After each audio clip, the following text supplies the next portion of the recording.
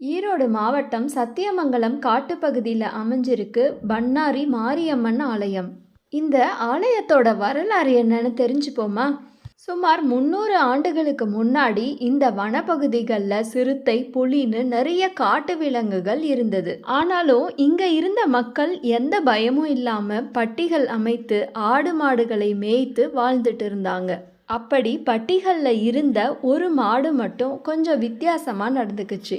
தன்னோட குட்டிக்கும் பால் தராமல் மற்றவர்கள் வந்து பாலை கறக்கவும் விடாமல் அது அடம் பிடிச்சது. ஒரு நாள் ஒரு சின்ன பையன் இந்த மாடுகள் எல்லாத்தையும் மேய்ச்சலுக்கு கூட்டிட்டு போனான். அப்போ இந்த மாடு மட்டும் மற்ற பட்டி மாடுகளிடம் இருந்து தனியாக பிரிந்து ஒரு இடத்துக்கு போச்சு.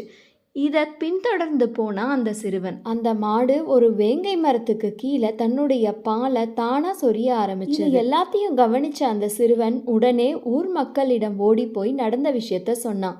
அவர்களும் அந்த இடத்துக்கு வந்து அந்த மரத்துக்கு கீழே இருக்கிற இடத்தை எல்லாம் சுத்தம் செய்து பார்க்க அங்க ஒரு புற்றும் சுயம்புவும் அங்க கூடியிருந்த மக்கள்ல ஒருவருக்கு அருள் வந்து மலையாள தேசத்திலிருந்து மைசூர் பட்டணத்துக்கு பொதி மாடுகளை கூட்டி சென்ற மக்களுக்கு வழித்துணையாக நான் இங்கே வந்தேன். இந்த வனப்பகுதியோட அழகில் மயங்கி நான் இங்கேயே தங்கிட்டேன் அப்படின்னு அந்த அம்மன் சொல்ல அங்கேயே மக்களும் கோயிலை எழுப்பினார்கள். இதுதான் பண்ணாரி அம்மன் ஆலயத்தோட வரலாறு.